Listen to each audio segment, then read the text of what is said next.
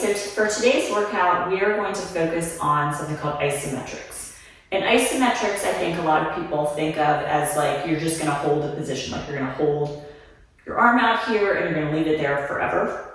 But what we're going to do is we're going to work on some gait-focused isometric positions where we're going to start to add additional movement to challenge those positions. So we're going to start to add hip hinges and foot movements and leg rotations and pelvic rotations and everything onto it. So the only thing you need for this workout is a wall.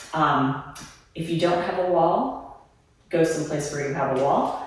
But for the beginning, we're not going to do that. So first we're going to come into my favorite position because it is sort of the main part of walking, which is the staggered stance. So it's like as we're walking, we're going to take a step, we're in a staggered stance, we walk backwards, we're still in a staggered stance. So from our staggered stance position, what I want you to do is bring your hands onto your hips, and we're just going to put a little bend in both knees. So a little bend in the front knee, little bend in the back knee. So this is our first of our isometric positions. So we're just going to hold this for a little bit of time.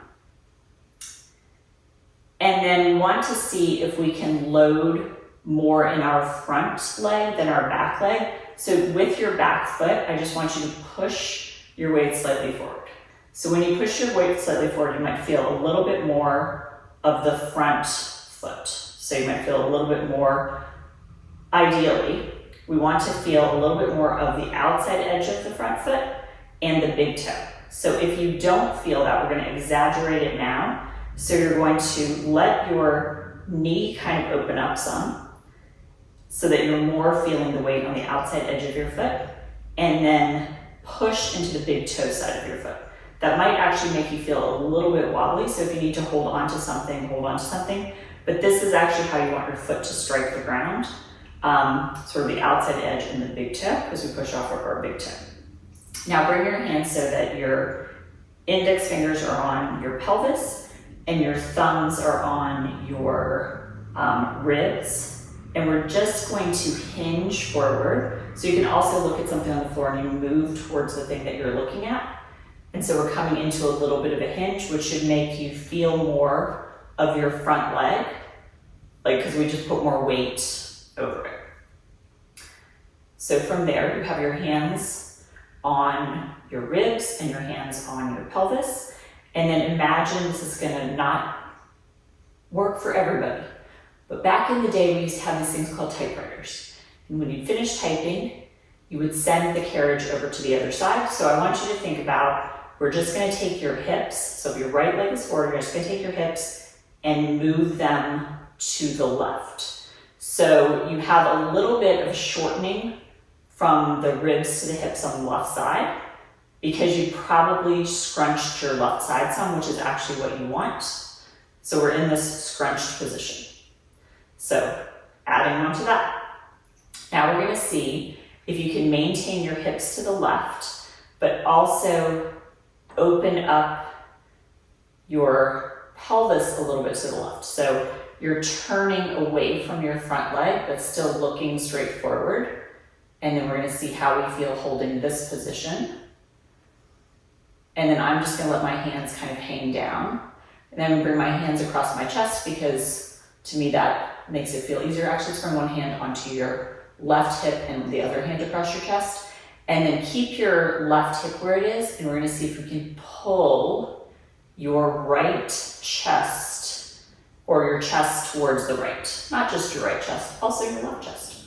The entirety of your chest, we're going to pull it towards the right. And we're trying to maintain this sensation that just started with the split stance. And we're just holding, making sure that hip stays shifted to the left. You can also really, I think, benefit sometimes by being able to see yourself in a camera that you set up or a mirror. And I am feeling right now my left hamstring, my left outer hip, my right foot. Feeling a little bit of a stretch on my right ankle. My right quad is now speaking to me. And that's one of the wonders of the isometrics, is our body starts to talk to us. So now we're going to kind of come out of it So turn your chest back to the left. Turn your left hip back to the center along with your chest.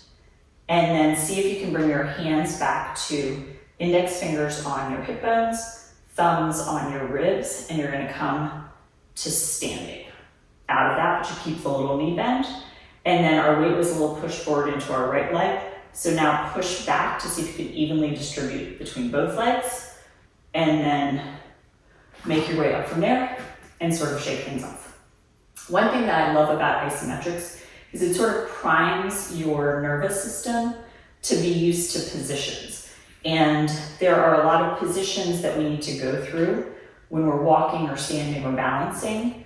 And so I like to practice them this way, sometimes with weight, sometimes with just body weight, sometimes with more movement, sometimes with less movement.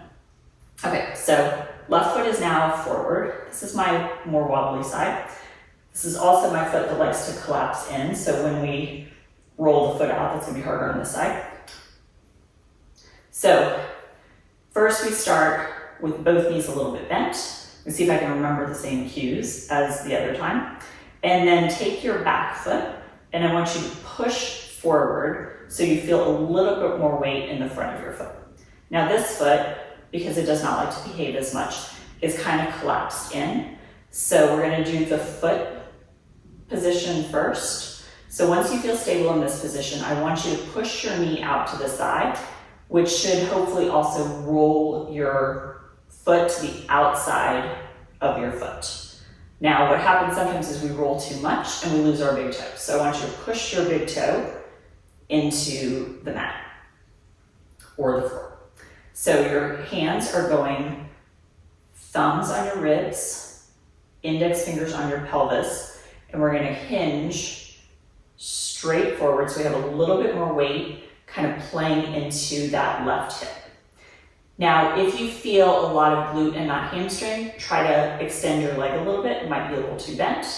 If you're not feeling your glute at all, you will in a second, because now we're gonna take your hips and we're gonna move them to the right. So you shorten the right side of your ribs, but we did that by taking your hips and we just did like the carriage on the typewriter and we just zoop over to the side.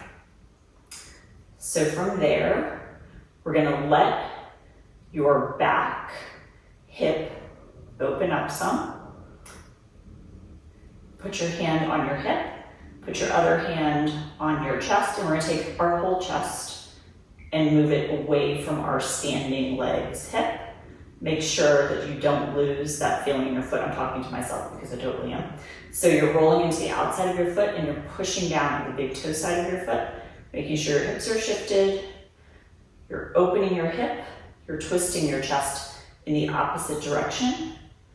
And then we'll move our chest back, move our hip back, try not to fall over, come back up to standing, push your weight back so that it's more evenly between the 2 feet, and then go ahead and come up to standing.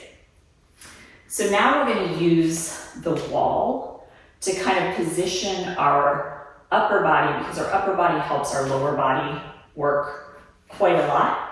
But we're going to do a similar position, but we're going to push into the wall. So this is the fuse ladder. It's here because it's taking up all of my wall. But I just have something on here, so it's going to be like pretty much straight. So we're going to go back to the right side. So the right foot is going on the floor. The left hand is going on the wall. And what we're going to do with our arms, we're going to internally rotate it, which means we're going to turn it so that our fingers are facing, they don't have to face all the way down, that might be a little aggressive. And you want to feel like you can push, like actively push into the wall, because you want to use that to feel your right hip. So when you do that, you might have noticed that it was already pushing your foot to the outside edge of your foot. So now we're going to push the big toe side of your foot down, and we're going to come into that kind of double knee bend. So the way your arm is positioned, it kind of wants to turn your chest already. We're not going to let that happen quite yet. What we're going to do is we're going to go through those stages again. So we're going to hinge forward a little bit more, make sure your weight is in the front, and you feel the outside heavy part of your foot, and you feel the big toe side of your foot. We're gonna do that, the typewriter thing. So you're gonna zoop your hips over to the side. So your left hip is moving towards the wall. You might feel like if you take your hands onto your ribs and your hands onto your pelvis, that when you did that, it got shorter on that side. It should also feel like it got spicier on your right hip. So from there, really push into the wall, really push into your foot. You're gonna feel your arm working, you're gonna feel your leg working. And then we're gonna take your back hip and we're gonna open it a little bit. So we're basically taking your knee and hip together towards the wall and then turn more towards your right leg. Trying to maintain all this pressure, keep pushing into everything, and then see if you can just swing your right arm. We're just swinging it back and forth, just kind of straight forward, just putting a little bit more kind of stress on these isometric positions that we're holding. And then if you want to make it even more interesting from there, look at where your knee is in space. We're gonna try to keep your knee there, and when your arm goes forward, you're gonna lift up a little bit, and when your arm goes back, you're gonna lower down a little bit. But this is all coming from the entirety of your torso moving together. So if I had a Barbie, and I do have a Barbie, that's my niece gave me, and it's like active motion Barbie. And she can move at her pelvis, so we can put her in a seated position, but she can't bend her back. So imagine that you're a Barbie whose back you can't bend, and we're moving kind of in that position. Let's go ahead and make our way up. Shake out your arm, come to standing. Now I really felt my left side waist there, which is a good thing. We want to be strong through our obliques. So it's our obliques on the front. There's a muscle called your QL on the back. Both of those are helpful in terms of walking. So when we scrunched up on this side, when we take a step, we scrunch up on the side as we step forward. So we need to be strong in that position. Sorry, you have to look at my butt for the next section. So hand is on, but we're going to internally rotate it. Left foot is forward, pushing into the wall, and then use the wall to push so that you kind of come to the outside of your foot, but don't forget your big toe side of your foot. And then we're going to kind of hinge down a little bit. And then I'm going to typewriter my hips over to the right, which makes my right side of my hip and my pelvis come closer towards each other. So really trying to push into your arm and push into your leg at the same time.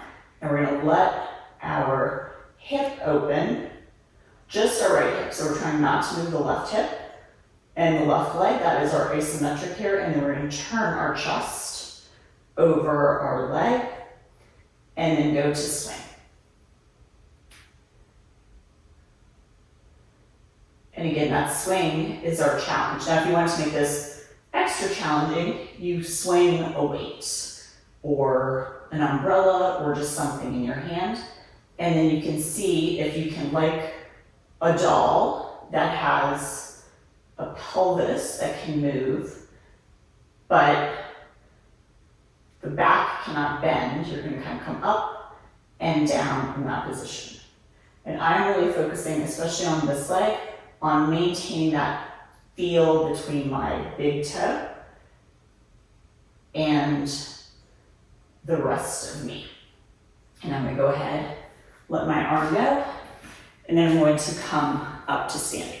So that's just some of the ways that you can use isometrics to kind of get the patterns and positions that we need to get strong when we walk. Thanks for joining me for class. If you liked it, please hit the like button. Subscribe to see what we have coming next. We have a workout every week and also Neuro EDU, where we send out information that we hope will help people living with neurological conditions like me.